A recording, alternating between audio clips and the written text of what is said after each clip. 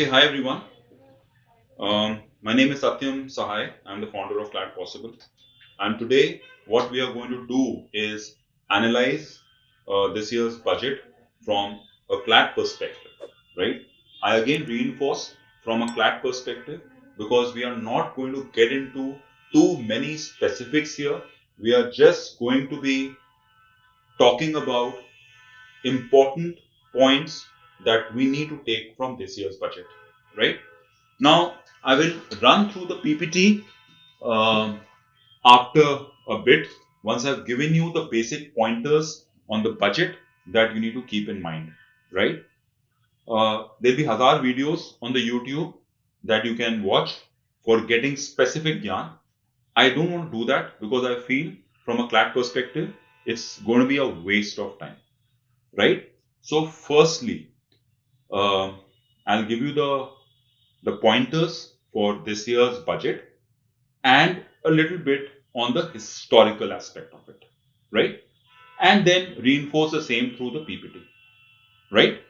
So, first point is that the first budget was after after the first war of independence, British India was directly under the crown, and 1860, the budget was presented for the first time. And this was presented by James Wilson. By James Wilson. So remember this name. That's number one. Right? Second point. That in 1920, there was this Actworth committee which recommended the nationalization of the railways and consolidation of the railways, obviously. And this recommendation was accepted.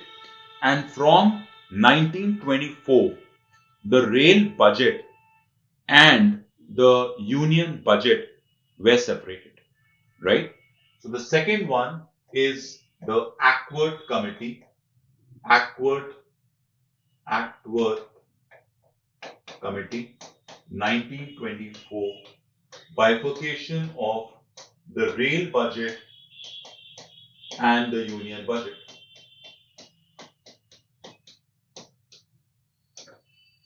Right? And this went on till 2016. This went on till 2016. From 2017, from 2017, this was Bibek Debroy's committee's recommendation. I don't know if you've heard about Bibek Debroy. He was a chief economic advisor. So this was Bibek Debroy's committee. Remember this name, it's important because he died last year, I think in November. And this year he has also got a Padma Bhushan. So Bibek Debroy, remember the name. Bibek Debroy.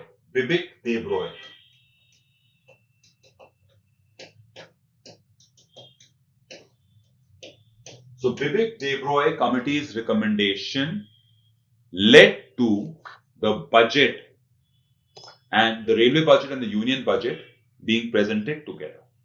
So they were in one. So from 2017 onwards, both these budgets are presented together. Right? So remember Bibek Debroy. This was Bibek Debroy's recommendation. So that's my second pointer and the third pointer that from 2017. So this is my third pointer. Next one. Who has presented, the fourth point here. After British, after our independence, our first finance minister was R.K.S. Shetty. R.K.S. Shetty. He presented the first budget, right, after India became independent. So this was 26th of November 1947. Okay. So R.K.S. Shetty. Remember this name.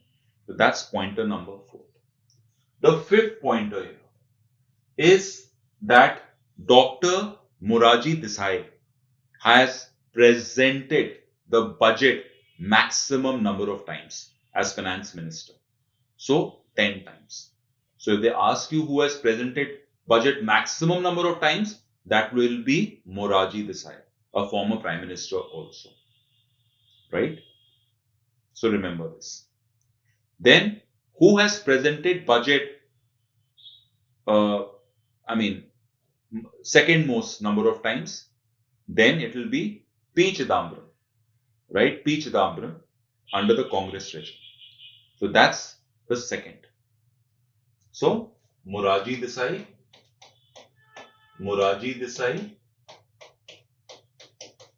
followed by P. Chidambaram. 5. That's the fifth pointer.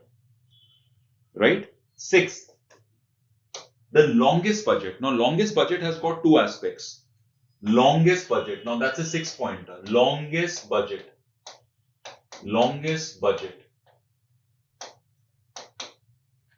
Again, in terms of words, the longest budget was the Manmohan Singh's budget in 1991. Manmohan Singh's budget in 1991. He was a finance minister then, and that's when we went for globalization, liberalization. So this was the 1991 budget, and that was a milestone budget because we did not even have 3 weeks of imports, and this decision by the government, the P.V. Narasimha Rao government, P.V. Narasimha Rao got Bharat Ratna last year. He was a prime minister then. Under him was Dr. Manmohan Singh. He presented this budget, and that was quite a landmark. And I think a lot of credit goes to him for taking this decision, and thus India, increasing the foreign reserve. And the news recently was that India has crossed $700 billion of foreign reserve, and India is the fourth country in the world to do so. So all thanks to it.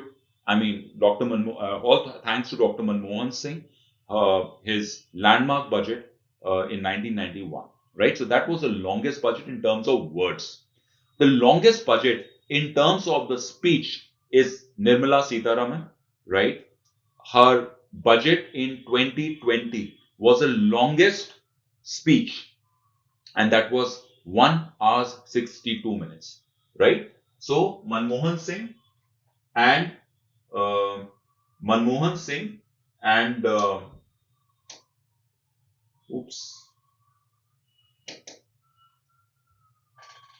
Manmohan Singh and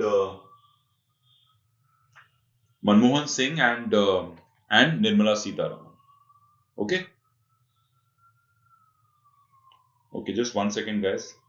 Let me just call my guys. There's some problem here with the screen, some virus. Right. So that's pointer number 6, the longest speech. Okay. Now the 7th pointer. Who has presented the budget maximum time successively? Maximum time successively.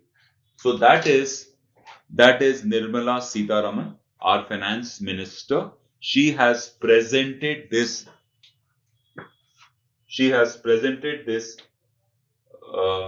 Successively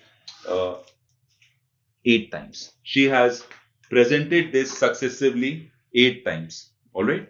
So remember this. So that's the 7th point. Okay. Now let's come to. So we have done 7 points. Now we look at adding 8 or 9 more points based on this year's budget. And this topic, as far as Clat, again, I'm being very specific here. As far as Clat is complete, you do not even have to go a little bit extra. So whatever we are doing in terms of pointers will be more than enough. Okay. Now, so we have done 7 points, right? Now we are coming to the next one.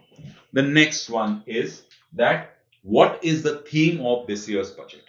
The theme of this year's budget is Sabka Vikas. So that's 8th point is Sabka Vikas is the theme for this year's budget. Sabka Vikas. Right? So what are we looking at? We are looking at Viksit Bharat in 2047.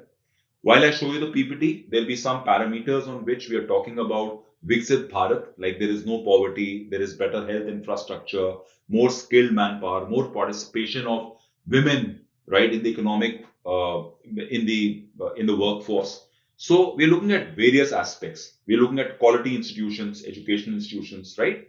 So what is a Viksit Bharat concept, right? That we'll explain through the presentation. But Sabka Vikas we're looking at with 2047 Viksit Bharat goal in mind, right? That's the 8 pointer. The ninth pointer here, the ninth pointer. The ninth pointer here is the government, the finance minister has presented this plan that we are going to have 4 aspects that are going to be accelerating the growth. The 4 aspects that will accelerate the growth. And what are these 4 aspects is what we need to keep in mind. So that's a ninth pointer. What are these 4 aspects that will accelerate our growth? The first one being agriculture,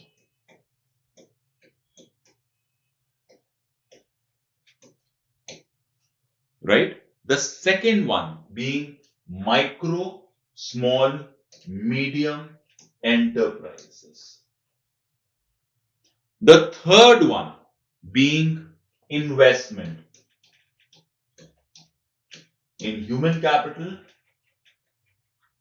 and investment in real terms, in capital, right? So investment in human and investment in, let's say, infrastructure, etc. Again, I've bifurcated that. And the last one is exports. So we can ask you this question in mock, that what are the major drivers of this year's budget? The answer will be agriculture, MSME, investment, and exports. All right, that's pointer number 9 for you. The 10th pointer. What is that the government has branded this particular budget as? The government has branded this budget as GYAN. GYAN. Now, when I say GYAN, when I say branded, it means that's government's focus in simple words. G stands for Garib here. Y stands for youth. A stands for Annadata or the agriculturist. And N stands for Nari. Right? So, Garib, youth, Annadata, and Nari. These are our focal areas in this year's budget.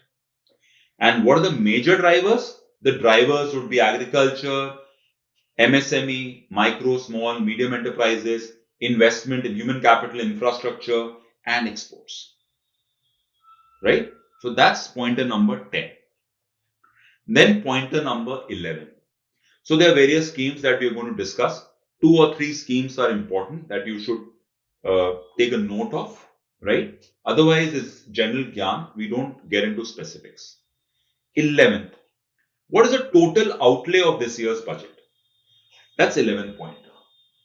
So I'm going to remove this and put the 11th pointer.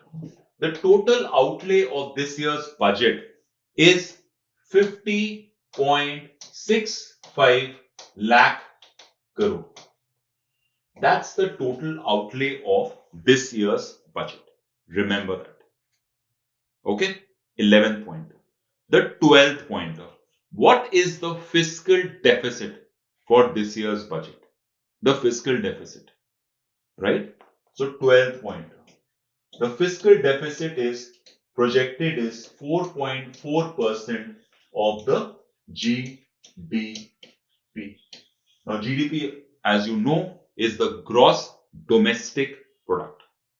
So when I say gross domestic product, it means the goods and services produced within the domestic territory of the country. We are not talking about GNP here. We are talking about GDP here. Remember that. Okay. So in the option, if you have 4%, 4.4% of GDP and GNP, please do not get confused. Right? Then the 13th pointer. What is a percentage of expenditure of the overall budget or of the total outlay of 50.65 lakh crore on defense? So it is 8%, right? It is 8%. Now remember this, CIPRI, which is Stockholm uh, Institute of Peace and Research, right? CIPRI gives this report of the countries that export and import the maximum number of defense equipments. So India is ranked 1 there, 8% of defense budget. So India imports a maximum amount of, that's correlated in a way. India also makes a lot of defense equipments here, like the light combat aircraft, DRDOs, uh, BrahMos missiles. We are doing it here. But India is also importing. So that gives you an idea about what amount of expenses India is doing on the defense aspect, right? 8% of the defense expenditure is 8% of the total outlay or the total expenses is going on the defense, right? So these are broadly the points that you need to remember. Okay. Now, what we are going to do now is, okay, now one more pointer. I don't even remember which point was that. I think I was on 13th, the 14th pointer. What is the difference between a revenue receipt and a revenue deficit and a fiscal deficit? You should know this. A revenue deficit is revenue expenses minus revenue receipts. Now, what is revenue expenses? Something like salaries, rents, etc. What is revenue receipts? Like taxes and non-tax income. Tax income could be direct taxes like income tax, or it could be indirect taxes like sales or excise taxes. Right? What is the non-revenue taxes? The income of the PSUs that becomes part of the non-tax revenue of the government. So revenue expenses minus revenue receipts make the revenue deficit. Similarly, what is pointer number 15? What is a fiscal deficit? A fiscal deficit is capital expenses minus capital receipts. What are capital expenses? The capital expenses are expenses on infrastructure, ports, highways. That's the capital expenses, right? Anything which is infrastructure related. Like maybe in a house, let's say I invest in stocks. That's an investment, right? Let's say I'm investing in ports, highways, government level. That's an investment, capital expenses. Okay. And so on the other hand, a revenue expenses would be salaries. Here it will go on something which is infrastructure based. And what are, so that's what, so capital receipts, capital receipts could be the disinvestments. So there is a Maharathan. There are 14 Maharatans in India, the last one being HA. The Maharatans. So you sell a Maharathan, you get a lot of money. Like government sold Air India, it got a lot of money from the Tatas. So that's your capital receipts. So revenue deficit plus the capital deficit makes the fiscal deficit, right? So that's your pointer number, I think 15. All right, so keep these things in mind. Now I'll quickly run through the PPT and show you some of the important features of this year's budget. And also, the pointers that I've given you is going to act as a base once I take you through the PPT. But again, please do not get into specifics and mugging up the numbers. Not important. Okay. All right. So, Sabka Vikas, right? Sabka Vikas, and we're looking at balanced growth. We're not looking at focusing on specific regions like Maharashtra, Gujarat, and not at all taking care of, let's say, Bihar or the Northeast states, right? We're looking at Sabka Vikas, right? First. So, remember the theme Sabka Vikas, which I already mentioned. Next, who is presenting the budget? It is again a pointer that you can add, pointer number 16. It is presented, the responsibility of this is a Department of Economic Affairs, which works under the Ministry of Finance. Okay, so DEA, Department of Economic Affairs. You can add this as one of your pointers, 16 pointer. Now, there is nothing called as budget, right, in our constitution. It is called as annual financial statement. And this annual financial statement is from the 1st of April to the following year, 31st of March. And this is Article 112, right? Now, why is a budget presented? Because you have the consolidated fund, you have a contingency fund, and you have a public account, right? You have to take the permission or kind of an approval from the lower house, from the parliament. And that is why the budget has to be presented and an approval to be taken. So there is a process for this. And the process can be put like this. Okay, so this I have put here. I've already told you 7th April 1860, James Wilson, and 26th November 1947, the first budget was presented. So we're talking about the process. The process is this. The budget is presented. There is a general discussion about the budget in both the houses, the Lok Sabha as well as the Rajya Sabha. The standing committee is going to scrutinize the demand for the grants. There's a detailed discussion. There's a voting on account that happens, and the appropriation is passed, and the finance bill is passed. Again, a homework for you. What is the difference between a money bill and a finance bill? What articles deal with the money bill and the finance bill? Okay, next one. So she quoted this Telugu poet, right?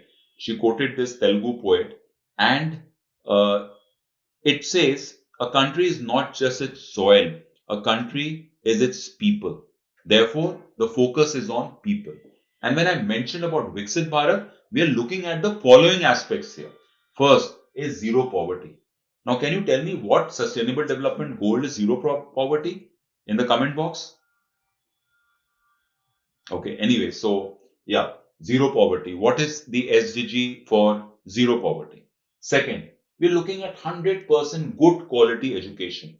Can you tell me which SDG is good, is education, right? All right, so that's poverty, one is education. We're looking at comprehensive health care. We're looking at comprehensive health care. So that's Viksit Bharat. Now, what is this Viksit Bharat? This is a 2047 goal. We're looking at skilled labor with meaningful employment, right? So the labor is skilled. Let's say AI is picking up. So my labor is 100% AI knowledge sufficient, and he is meaningfully employed in that department, right? Then we're looking at more women participating in economic activities. And look at the numbers that we're looking at, 70% women in economic activities. The last one, farmers making a country the food basket of the world, right? So, what a global powerhouse we can become by doing well with our agriculture sector. All right.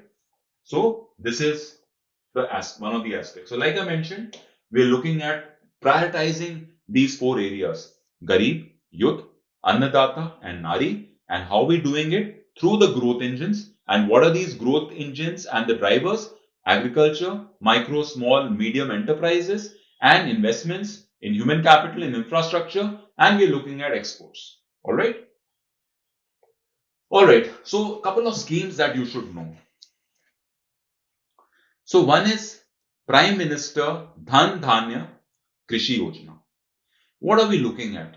We're looking at some areas where there is lower productivity, right? And we are looking at increasing the productivity of these areas. We have identified 100 such districts.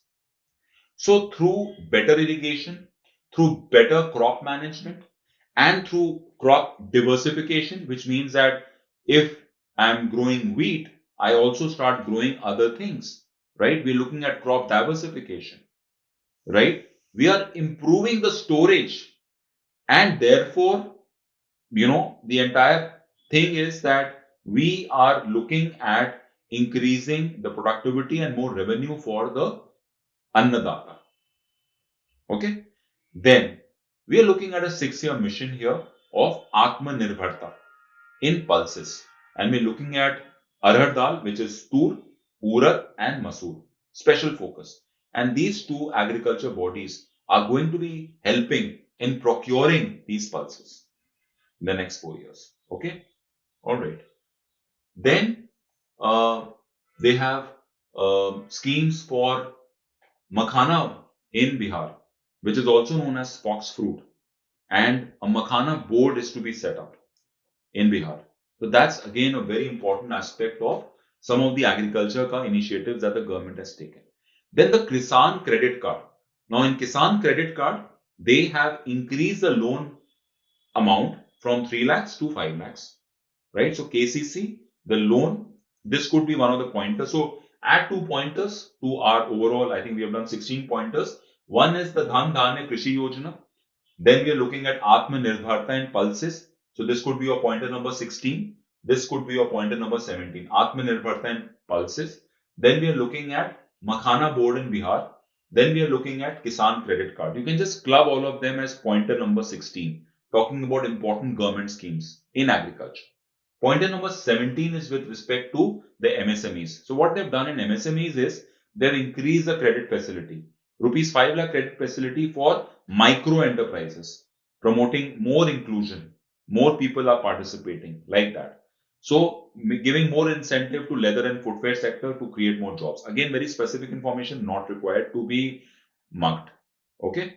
Then we are looking at, skilling them, setting up this National Institute of Food Technology, making people understand the food processing thing, how, let's say, something like mangoes, we create a jelly out of it and make it an export kind of a product.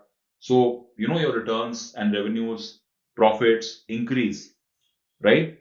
Uh, all these things we can look at the third aspect. So we look at the first one we looked at was agriculture. The second one, the driver is MSME. The third one we are looking at is investments in human capital. So we're looking at Atal Tinkering Labs, right? The government schools. So we're looking at broadband connectivity. If you go to the rural areas, a lot of them don't have internet connectivity. We are talking about increasing the broadband connectivity, right? Last year there was this Aditi scheme. We are talking about Bharatiya Bhasha Pustak scheme. So digitization of languages, right? Uh, we are opening 5 national centers of excellence for skilling with global partnership. Make in India, make for the world manufacturing. I think that's a very important theme, right? We're looking at doing something for Zomato, Swiggy, gig workers, right? We're looking at e-Sharma portal registration, healthcare under PM Jan Arogya Yojana. So even for them, we have some schemes now. So that's the investment in human capital. Then we're looking at investment in economy. We're looking at uh, this is a very important aspect, right? So this is one of the major outlays of this year's budget in terms of the revenue expenditure. 1.5 lakh crores for 50 years will be given as interest-free loan to the states. So that's very, very important, right? Uh, then we're looking at asset monetization. What is asset monetization? Asset monetization is आपके पास एक खाली asset है, आप उसको use करो so that वो income generating हो जाए. तो this is known as asset monetization. फिर जल जीवन मिशन, इसका मतलब क्या है कि पाइप के थ्रू सरकारी पानी आना चाहिए या गवर्नमेंट के थ्रू पानी आना चाहिए. तो ये जल जीवन मिशन हो गया. Then we are looking at urban challenge fund of 1 lakh crore. And what is this going to do? Key cities जहां पे which are going to be growth hubs, creative redevelopment of cities, right? Indore is a good example. And water and sanitation, right? यहाँ पे water and sanitation पे काम करना. Can you tell me what is sanitation को कौन सा SDG के अंदर आता है, right? तो इसको मुझे बताओ, वाटर एंड सैनिटेशन कौन सा, क्लीन वाटर एंड सैनिटेशन कौन सा एसडीजी है? Then we are looking at other aspects like innovation. So we said investment कहाँ कहाँ हो रहा है, इकोनॉमी में हो रहा है, इन्वेस्टमेंट पीपल में हो रहा है, और थर्ड इन्वेस्टमेंट कहाँ पे हो रहा है, इनोवेशन में हो रहा है. So you talking about various things where R&D को इम्प्रूव करने के लिए इतना पैसा खर्च करना है. अगेन स्पेसिफिक्स है, करने की जरूरत नहीं है. Then we are looking at the fourth engine, which is export promotion. Again, broadly, you have to look at, we are looking at, you know, empowering the export sales here. We are looking at how we help these small, small, medium enterprises reach out to the global markets. So we're looking at export promotion missions. We're also looking at Bharat Trade Net, which is looking at a unified digital public infrastructure, right? So these are various areas in which the government is working so that we are able to reach out to more countries through, these export promotion missions, like something in Dubai, something in Greece for that matter, so that more and more people get to know in Europe, so more and more people get to know about our products and services, right? We're talking about global capability centers. Again, nothing to learn, just know. I mean, this is one of the engines of growth which is coming under export, right? Upgrading the infrastructure, warehouses, logistics, etc. Right? And the last part was the taxation part, if you look at. So that again comes under people. So till 12.75 lakhs, there'll be no tax. Till 12.75. So essentially, you're looking at, creating more money in the hands of the middle class so that they spend. And they spend, that's going to have a multiplier effect. More people are going to get employed. More demand would be created. So more people are going to be employed. Why? Because more supply has to come. So giving them more disposable income. So earlier you would end up paying about 80,000 tax on 12 lakhs, but now you don't have to, right? So 12.75 tak, there will be no taxes. Okay? Now, just explaining you the key things here. I've already told you what a revenue receipt is and what a capital receipt is. So this is revenue receipt. Now, if you look at it, my revenue has been increasing, and this is my revenue expenditure. This is my expenditure. So revenue receipts, slightly confusing because it's the other side. Revenue receipts minus revenue expenditure gives you the revenue deficit. Similarly, the capital receipts. So this is my capital receipts.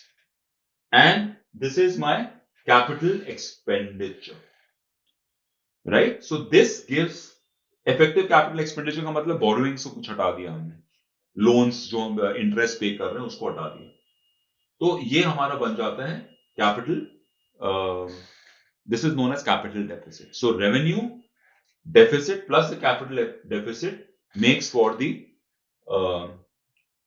fiscal deficit, right? So I've already explained to you the meaning. अच्छा देखो यहाँ पे सबसे important होता है fiscal deficit. ये fiscal deficit क्या है हमारा? 4.4% ऑफ क्या? Of the GDP. So this is important. The fiscal deficit हमारा कितना है, ठीक है? And this is where government is spending majority of the खर्च. जो हमारे एक्सपेंसेस हैं यहां जा रहे हैं. तो 4.91 lakh crore is going into defense. So that's approximately 8% of 50.65 जो हमारा टोटल आउटले है इस बजट का. रूरल डेवलपमेंट में ये सब याद करने की जरूरत नहीं है. Broadly you should know defence में कितना है, which is what is asked usually. Others you don't have to. Okay. Then this is the bifurcation of rupee कहां से आ रहा है. तो बस समझने के लिए इंपॉर्टेंट है. 22% इनकम टैक्स से आ रहा है. एक्साइज ड्यूटी से 5% आ रहा है. जीएसटी से 18% आ रहा है. कॉर्पोरेशन टैक्स से 17% आ रहा है. कस्टम ड्यूटी से 4% आ रहा है. तो अगर तुम इसको पूरा ऐड करोगे यहां तक, that comes to 66% money is just coming through taxes government के लिए. और नॉन टैक्स रिसिप्ट जैसे पीएसयू की अर्निंग्स होगी वो 9% हुआ. 1% तुम्हारा नॉन डेब्ट कैपिटल रिसिप्ट आ गया. तो ये तुम्हारा 10% हो गया. और बाकी जो तुम्हारा पैसा है वो बोरोइंग से है, यानी तुम्हें उधार लेना पड़ेगा. राइट? सो मोटा मोटी 76% मनी इज कमिंग जिसमें 66% तुम्हारा टैक्स से आ रहा है और नॉन टैक्स और नॉन डेब्ट कैपिटल रिसीप्ट को मिला करके तुम्हारा 10% और हुआ तो 76 हो गया। बाकी 24% तुम्हें बोरोइंग्स लेना, यानी तुम्हें पैसा उधारी लेना पड़ेगा।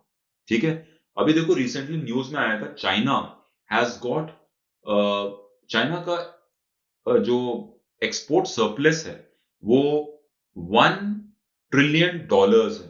वो 4 ट्रिलियन डॉलर्स एक्सपोर्ट करता है और 3 ट्रिलियन डॉलर्स इंपोर्ट करता है। तो 1 ट्रिलियन डॉलर जो है वो उसका एक्सपोर्ट सरप्लस है, तो पैसा कमाया उसने उससे, राइट। तो हमारे केस में देखो हमें बोरोइंग पे बहुत डिपेंडेंट होना है। I just give an example of the balance of payment के बारे में। बैलेंस ऑफ पेमेंट के बारे में मैंने थोड़ा सा बस तुम्हें आइडिया दिया है। बैलेंस ऑफ ट्रेड के बारे में, rather not balance of payment, balance of trade के बारे में। तो ये हमारा बोरोइंग्स हो गया। अब उसके बाद हमारा आता है कहाँ पैसा जा रहा है। तो ये पैसा तुम देखो, पिछले वाले स्लाइड में हमने देखा 24% पैरा हमने उधारी लिया, राइट। मैंने तुम्हें चाइना का एग्जांपल दिया कि कुछ कुछ एरियाज हैं जहां चाइना पैसा ज्यादा कमा रहा है, तो मे बी उनका डिपेंडेंस बोरोइंग में कम हो, बिकॉज हमने खाली बैलेंस और ट्रेड की बात की वहां पे। यहाँ पे हमने पैसा कहाँ जा रहा है, इंटरेस्ट पेमेंट में पैसा जा रहा है, सेंट्रल सेक्टर स्कीम्स में जा रहा है पैसा, तुम यहाँ 16% जा रहा है। और स्टेट को जो शेयर दिया, जैसे मैंने उस समय बताया 1.5 लाख करोड़ जो है स्टेट्स को 50 साल के लिए विदाउट एनी इंटरेस्ट दिया गया है, वहां पे 22% जा रहा है। ठीक है, सेंट्रली स्पॉन्सर्ड स्कीम्स है। स्पॉन्सर्ड स्कीम्स में क्या होता है कि 60% जो है गवर्नमेंट का पैसा होता है और 40% स्टेट का होता है। सेंट्रली स्पॉन्सर्ड स्कीम्स में 8% जा रहा है, राइट। फाइनेंस कमीशन, अभी तुम्हें पता ही होगा कि 16 फाइनेंस कमीशन है, अरविंद पांगाड़िया इज हेडिंग दैट, उसको 8% दिया जा रहा है, राइट। सब्सिडीज गवर्नमेंट देती है, उसमें 6% जा रहा है। डिफेंस को देखो मैंने पहले ही बता दिया कि 8% है। तो ये पैसा कहां जा रहा है ये एक्सप्लेन किया हुआ है। ठीक है, तो बस याद रखना कि रुपी कहां से आया और रुपी कहां पे गया। अब तुम्हें स्पेसिफिक्स में डालने की जरूरत नहीं है, you just have to know कि 8% मैक्सिमम तुम्हारा डिफेंस में था। यस, इंटरेस्ट पेमेंट ब्रॉडली तुम्हें एक पिक्चर आनी चाहिए कि बहुत पैसा हम लोग इंटरेस्ट पे खर्च करते हैं। 24% पैसा हम लोग बोरो कर रहे हैं और 20% हम उसी का इंटरेस्ट पे कर रहे हैं। ठीक है, सो this is it and I think you must have made some 20-25 pointers based on this year's budget. Okay, so that is it from our side, and you can revise this and just make your key points as far as the budget is concerned. I do not want I don't want to recommend also doing a lot of number crunching here, because after a month or so you won't even remember that. So just the key points is what you need to keep in mind so that you can refer back to these notes later. Thanks.